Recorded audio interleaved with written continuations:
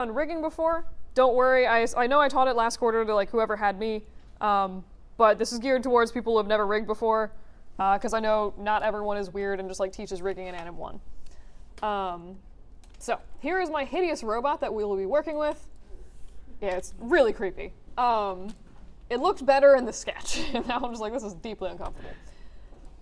So first I just want to go over a little bit about like what a rig is, some basic stuff about joints, and then we'll pretty much, I think, get around to doing like the torso rig and then like a little bit on the legs. So a rig is basically how you control a character. So in this case, like your robot, if you had like an actual human model, like whatever animal. And a rig is made up effectively of sort of 3 parts. One is the actual mesh or pretty thing that you want to be moving or deforming. The other part is the skeleton, which is made up of joints, and that basically tells your model where to bend. So like at the knees or at the elbows, or like do you want like a really long tail with like lots of wiggly bending in it? Kind of functions honestly as like bones in a human body. And then the third part of a rig is controllers, and that's effectively how you interact with the joints. So the joints are kind of like a weird back-end thing. You set them up and then you don't really touch them directly for animating. That's actually really bad practice. You control everything with controllers. And again, we'll go over like how to set all of that stuff up later. This is just sort of a very like intro to what a rig is. So for rigging, you are going to want to go out of your modeling tab at the top left of your screen and into the rigging tab. And you will notice that there is this little menu for skeleton. Click on that, and I'm just gonna go and create some default joints. Usually I don't need to play with any of the settings for these, so I'm just gonna ignore those for now. Click create joints, and then basically you can just click anywhere and it's just gonna like chuck a bunch of, like wherever I click, it's gonna place a new little joint and automatically connect it to the last one that I placed. So I'll hit enter to complete this joint chain. A series of joints connected together is called a joint chain. And you'll notice that these are all just sort of like flat on the ground. By default, joints are positioned on flat on like one of the sort of planes of Maya. Then you just have to shift them into place. So you'll notice that here's all my different joints. If I grab this one and move this, it takes all of the ones attached to it, etc., etc. And that's sort of like how you move things. So if you look in the outliner, and again, feel free, if you guys have any questions, feel free to stop me. I cannot see raised hands looking at my computer. So just yell out. So if we look at our outliner, we see all these joints. I'll just shift click to expand all of them. And you can see that like everything is parented directly into each other into one like giant hierarchy of terror.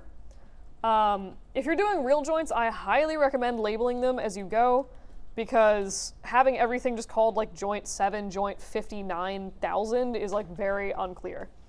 But these are basically parented to each other effectively like normal objects were. So like, you know, the same thing if I were to like make a square. Why are these all so tiny? I like can't function without interactive creation on. So it's basically the same thing. Like if I grab this square and parented it to the sphere, same basic setup. So if I say grab joint 5 and I unparent that from joint 4, 2 ways to do that. You can do Shift P is the hotkey, or you can just grab the joint and just middle mouse button drag it to wherever you want it. So you'll notice that this is now the start of its own joint chain, and joint 5 is no longer connected to joint 4. So this is how things are set up in the outliner is effectively how they're set up in your scene and how you can sort of control the way things are set up. So if I wanted to, say, get rid of joint 5 entirely, I'll just unparent that from joint 4, grab joint 6, and then middle mouse button drag that under 4, and you'll notice that the joint sort of swapped positions. We also now have joint 5 just sort of hanging out here on its own. If you wanted to delete it, you could literally just hit delete, or you could put it somewhere else in the joint chain. So maybe I want, for some reason, joint 5 to be connected to joint 4. I'll just drag that underneath. So we have, now these objects are all sort of parented like this. And you'll notice that if I select joint 4, we have this little sort of V branching out to joint 5 and joint 6. And that is pretty much the basics of how rigs are sort of like connected together. Any questions on that so far? Yes. Hotkey for parenting is just P. Unparenting is Shift P. P is in Panama? Like, what starts with P? Potato. That's a good point. In the first place, I know you went to skeleton. Where do you go from there to get the joints? Create joints. And then like I said, you pretty much don't need the settings. The only thing I really use the settings for, so if I open that, I mostly ignore all of this and just look at bone radius settings, purely an aesthetic thing that has no effect on how the joints work. But if you need to, you can set the joint radius to something larger.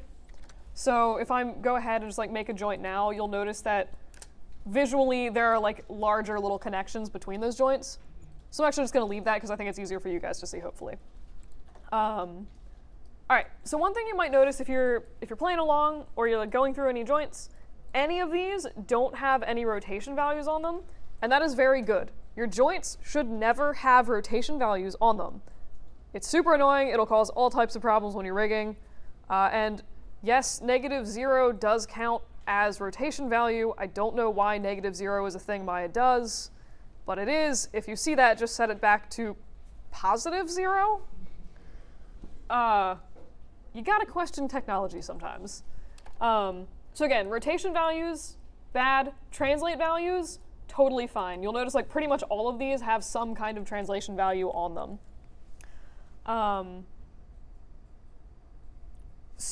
And just to like illustrate kind of why these have translate values, does anyone that remember the difference between world and local space? Okay. So I happen to have these random cubes and spheres laying around. Haha. So world space is basically the default whenever you make something in Maya. It is usually by default set up in world space, and that is the translate values are measuring the distance from the origin. So if I set this back to 0, this keyboard has like one of the super tiny backspace buttons. So if I set this up to 0, it snaps directly back onto the origin. And that is, again, because it's in world space, whatever these translate values are the distance from the origin, the center of the scene, center of the Maya universe, as I unaffectionately call it. And that's world space. Local space is if I were to take this square and parent it to this sphere. So I just grabbed it and hit P. You'll notice it's like under it in the outliner now. And you'll notice that, actually let me undo that. All right, so right now, I've unparented the cube, sorry. So right now it has a translate Z value of about 285. When I parent this to the sphere, click on the cube again, you'll notice that not only has the translate Z value changed by like almost 280, it also now has X and Y translate values. And that is because it is now, instead of measuring the distance from the square to the origin, measuring the distance of the square to the center of this sphere. So if I were to zero this out, and maybe scale the cube up, you'll notice that it snaps directly to the center of that sphere. So this can be handy actually, like when you're modeling sometimes occasionally. You can go in and kind of, like if you make an object, you can use this to, say, snap a joint directly to the center of a ball joint, or just sort of do other weird handy things for Maya. The other kind of cool thing is if you unparent this, so I'm just going to do Shift P, you'll notice that, again, these values change. It enters world space again when it's no longer parented. So this is now the distance from the origin again. And because it's set up exactly in the center of the sphere, the translate values between the sphere and the cube are exactly the same. That's pretty much the difference between world space and local space. Not directly relating to rigging per se, but it does kind of explain why the joints have translate values, which I'll get to again in a second. But are there any questions on that so far? All right, so we're just going to delete these. So like I said, the rigs are set up a little bit weird with these. But basically what's going to happen, since these are all parented in the outliner, each joint is under local space. So if I zero out these values, this joint is going to pop back into the same spot as the parent joint. So if I did that to like all of the joints, you're just going to end up with a bunch of joints just like mashed awkwardly on top of each other. So again, don't freak out if your joints have translate values. It's just how Maya calculates where things are. And if you change them, it'll actually change the length of the bone itself. Does that make sense so far? Take the overwhelming silence as a yes. All right, so that was pretty much like the basics on like what joints are, how they work. So I'm just going to kind of jump into showing you guys how to actually set up joints on a robot. So basically, this is a humanoid rig. You want to start usually your rigs in wherever the center of gravity is for a character. So does anyone know where the center of gravity is in a human? The legs? It's actually like kind of like the hips. Or like upper legs, I guess, kind of same thing. But basically like the hips or the pelvis. So if you move your hips or your pelvis, it's dragging the whole top of your body with it, presumably, unless you've been like chopped in half. Or it's, it's going to affect like where your legs are in space as well. So this is where we're going to start our rig. In this case, kind of in the center of this like weird little hip piece of geometry that I've made here. So I'm just going to go into an orthographic mode. I literally just think it's easier to work in this. And we'll go back up again, skeleton, create joints. And I am just going to dump a joint kind of somewhere in here. And I'll go into my wireframe mode. So I'm just going to say, so for when you're doing your robot rigs, unless you have like a bendy pelvis that needs to flex like a human body would, the positioning of this joint is not terribly important. If you were doing a human, it's a little bit more important, but like you can kind of just put this somewhere in the center of your pelvis and more or less be fine. So just a few quick viewing things about viewing joints and like making them less terrible to look at. For one, I'm going to turn off my grid in the background because that's really distracting. So I'm just going to hit the space bar and turn it off with the show menu. And I also despise, with a deep and burning passion, looking at rigs with a wireframe because it's really confusing. So I'm just going to go back into my shaded mode. And if you look at this little menu right above the viewport, just go to shading and X-ray joints. And it's basically just going to preview your joints anywhere in your skeleton. So you have to do that in every viewport that you want to do that for. But at this point, you can see like I can rotate around this and I can always see where that joint is. So I just think this makes working like significantly easier. So I'm just going to kind of, again, grab this and maybe like center it a tiny bit more, kind of call it a day. And I'll call this my root joint. So this is, again, sort of like the main, if you touch this joint, it's going to take all of the other joints with it. It's going to be the top ultimate parent of this hierarchy, basically. The next thing I'm going to do is set up some controls to move this upper part of the body, or like the upper part of the torso, and this weird like torso ball that I've created here. So does anyone want to take a crack at where I would want to put a joint or a pivot for these pieces of geometry? Okay. Yeah. Yeah. Pretty much. Yeah, so you would want to have this centered in the direct center of this ball. If it's offset a little bit, you could, I could change the pivot of this. So like obviously if you put a joint over here and like try to rotate this, it's going to behave terribly. So it is good to center that joint as closely as possible to the center of this ball that you can. There's a few different ways to accomplish this. Because I have, like if you look at the geometry of this, I have really clear lines like running directly pretty much through the center of the sphere because of the topology. Yep. Pretty much. It works 90% of the time, and sometimes for some reason it just doesn't. But yeah. So you can either use vertex snapping, which is usually what I do because I'm lazy, or I'm just going to like duplicate my root joint. Hopefully this works. I'll call it torso ball. And I will try parenting that to this and see what happens if I zero this out. And in this, like I said, sometimes it works beautifully, and sometimes it's like, hey, what if I put your joint on the origin? And I'm like, that is not consistent with how you work, Maya. Every once in a while, like that does actually work sometimes, so it is worth a try. If it doesn't, I do usually recommend just sort of like setting up your geometry where you can just sort of snap it back into place again. Just holding down V and dragging along each individual axis. making sure, where am I? Ugh. Let me hide this giant cable on the back that is. V is how you get it to snap to the geometry like that. Yeah, so V is vertex snapping. There's also like a bunch of other, X is like snap to grid, C is snap to curve, V is points or vertexes, and then honestly I have no idea what that one does. The projected center, no idea. But yeah, I'm just like a hotkey maniac.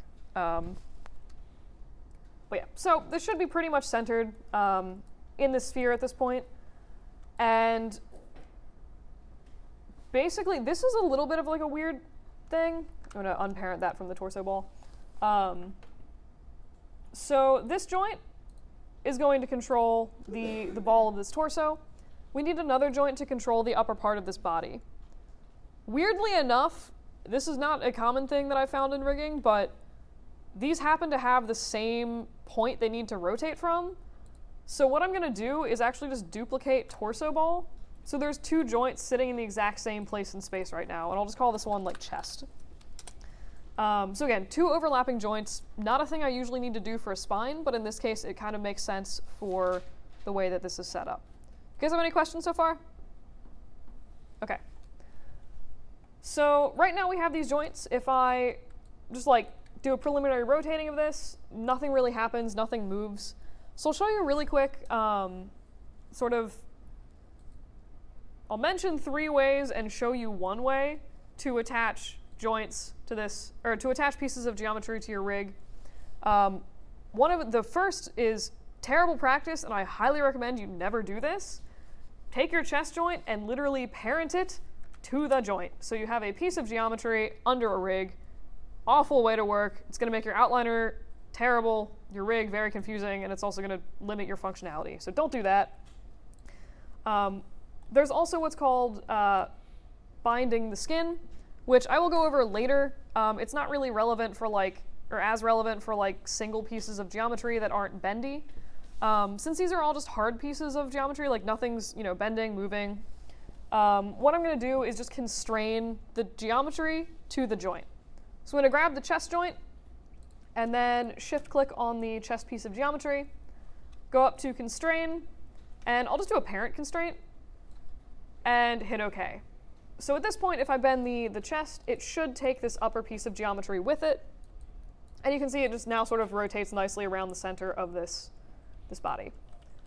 Any questions so far? Can you do that with Sure. I will demonstrate that on the middle part of the body. So grab the joint itself, or the thing that you want to drive or control the other object. Shift select the object that you want to be driven or controlled, and then go up to constrain, and I'm just going to use a parent constraint. So just hit OK, and then you should be able, by selecting the joint, to move the geometry. Cool. All good so far? So joints first. Yes. And if you do it wrong, you can always Control Z it. You can also delete. So let me actually do it wrong deliberately. So I'm going to select this leg, and then I'll select the root joint. And again, just constrain, parent constraint. You'll notice that when I do that, the thing being constrained, in this point, the root, because I've done it deliberately wrong, it has this little root parent constraint node in the outliner. So the constraint is like a physical thing that shows up as an object in your outliner. So right now, if I move this, it's going to take the joint with it. Clearly wrong. If you do also need to delete that, and it's too late to Control Z it, just delete that object in the outliner, and then it will get rid of the constraint. So I can move the leg kind of without moving this joint now. So again, it's pretty safe in terms of if you do it wrong, it's very easy to go back and fix it later. Any other questions? Yes? How do you unconstrain it? Let's say you mess up and you want to just you mess up and then you realize further down the line past your 50 undos that you undo it. How would you unconstrain it? Yeah, so first of all, I think you can actually set your undo counter in Maya higher if you want to. Mm-hmm. But basically, you would just go into the outliner, find the object that is being controlled or moving when you don't want it to, find that object, and expand it. So in this case, I have a constraint on this root joint, which I don't want. And you can literally just select that constraint and hit delete. and it will delete it like it would a piece of geometry. Okay. Cool. Anything else? All right. So we have a bunch of, right now we have like weird free-floating joints just hanging out in this character. Theoretically, what I would expect to happen is if I moved this joint in the center of his torso, it would also take his chest with it, which right now it is not doing. Right now, that's because these are all separate joints. I need these to be connected so that I can, you know, if I move one lower in like the hip or the spine, it takes the other stuff with it. So all I'm going to do is just grab the chest, middle mouse button, drag it under torso ball to parent it, and then take torso ball and attach that to the root. So you can see that as I do that, not obvious for the joints that are like directly on top of each other, but we now have a little connection between the root joint and torso ball. So again, as you modify things in the outliner, it'll sort of like modify the view of like how they show up and are displayed visually in your viewport. But what I can do now is if I move this torso ball joint, it's actually taking the chest with it. And that's, again, the chest geometry is being controlled by the chest joint, and that chest joint is parented to torso ball, so whenever I move torso ball, it's going to take the joint with it, and therefore the geometry. Make sense? Huzzah. So, Yes? so if you rotate the root joint as well, then everything else will go with it? Indeed. Okay. What? It looks like it's flipping, right? So Oh yeah, no, this is, just don't do that. yeah, well, I mean, I've also not, so like what I could do is attach, like I could attach this piece of geometry to the root so it actually moves. Yeah. I do that all the time when I rig. I just like forget to attach entire pieces of stuff, and I'm like, oh, why is this clipping? Oh yeah, because I've not attached it. But yeah. So that's, again, the basic setup for the sort of joint positioning of the chest of this particular character. If I wanted to go up and do the head, I would pretty much do the same thing. I would just like pop a joint right in the center of this lower sort of ball, and then pop a center joint in the top of this one here. Same dealio for the shoulders.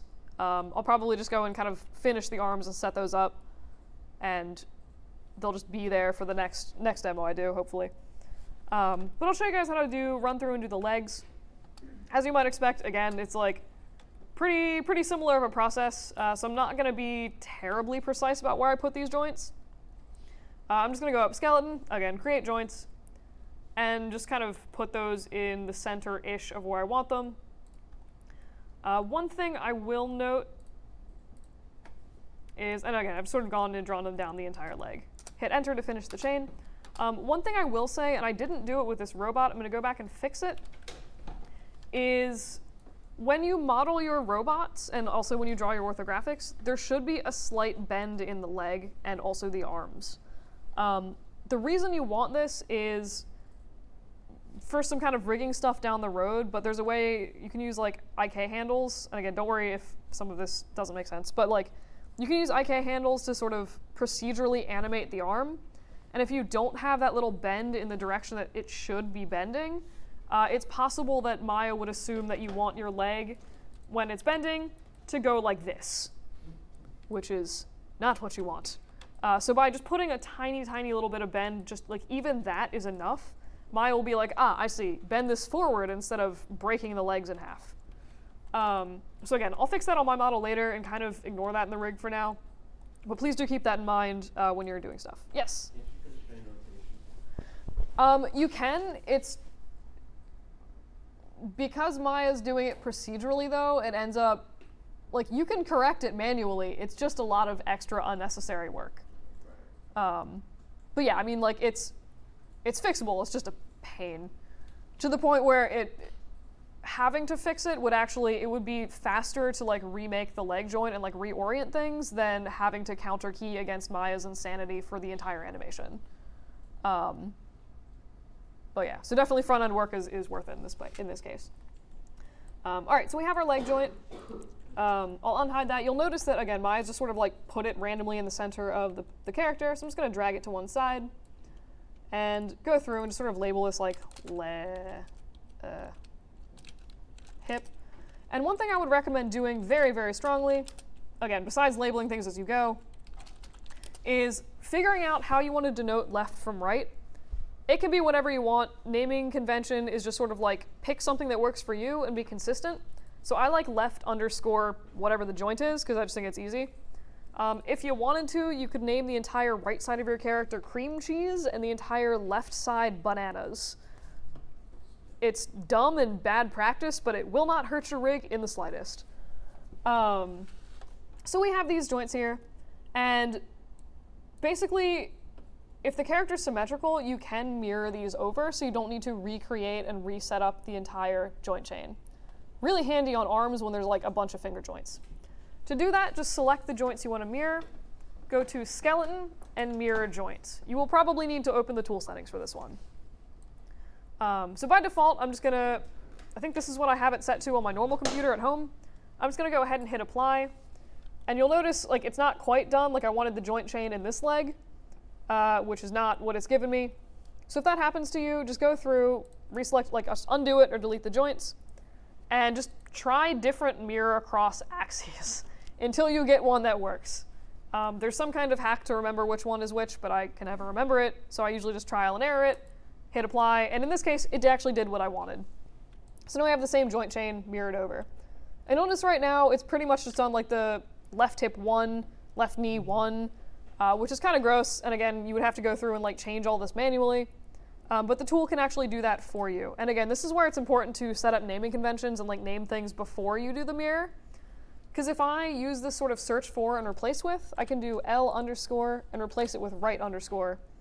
And then when I go ahead and apply this, mirrors a joint same way as it did before, but it's also gone through and renamed it to right hip, right knee, right ankle, etc. So that's really, really handy, again, especially for stuff like arms where there's like 50 bajillion finger joints if you have fingers. But that's pretty much mirroring joints. And again, right now we have, like if I move this leg, it's just sort of like 3 separate disconnected joint chains, which isn't quite what I want. I would like if I, move the hip to take the legs with it. Presumably that's how things should work. So I'm gonna just grab these legs, and again, just take them and drag them under my root, and it will connect them automatically. So you notice the root joint has pretty much 3 different little like joint arrows coming out of it that are all going in different directions. That's totally fine. If I grab the root, you can see it's moving the upper body and also like the parts of the leg as well. So one thing that's kind of handy, and I like having it, it's not totally required, but I do think it gives you some extra functionality, is 1 extra joint where the root is. So right now, like if I select the joint or the root, it takes the legs along with it by default, which isn't always something that you want. So what I'm going to do is just take this root joint, duplicate it to get a joint in the same spot, delete all the stuff under it, and call this pelvis. So this pelvis joint, again, right now is sitting directly on top of root. And if I take those legs and put them under pelvis, you can see that I have now this, again, separate little joint chain. But it's controlling just the legs without the upper body. And I'll take the pelvis and put that under root. So root, if you select that, it still is going to move everything. But now I have this little pelvis control where I can just sort of control that individually. Again, good if you just need to like pop the hips a little bit or like give like a little bit of like a sassy hip motion or something like that without affecting the entire upper body. Does that make sense? Cool. So I'll probably, again, throw up some more like information on this and like demo rigs and things. I'm also recording this, but this is like the basic sort of setup for like spine, at least for this robot, legs, pelvis. I do highly recommend that extra pelvis joint.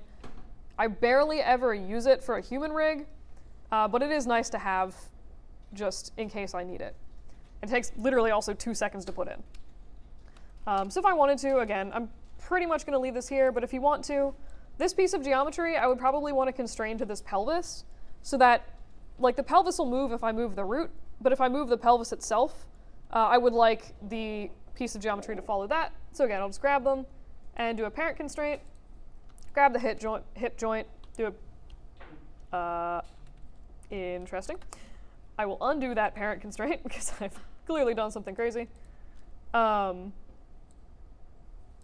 this perhaps is where you might want to, no, that's bad, okay.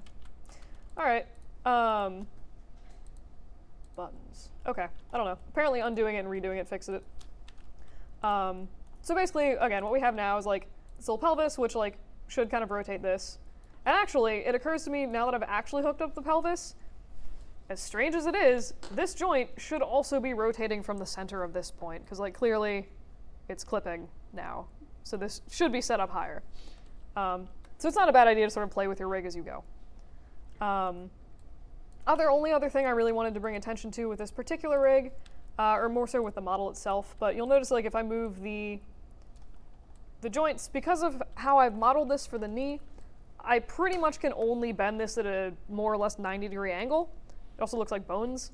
But again, that's something where like if you need that range of motion, I would highly recommend actually modeling your character in a way where it can support a more aggressive bend in the legs like this without aggressively clipping through itself. But yeah, so that's pretty much like kind of just basics of joints and like basics of like how to set up a joint chain. Again, I'll go over some more of this kind of stuff later. Show you how to set up controls, more advanced stuff, like help with positioning of joints more. Any questions on any of that? All right, so orthographics, due on Friday. 2 other things, due on Tuesday. Have a lovely week.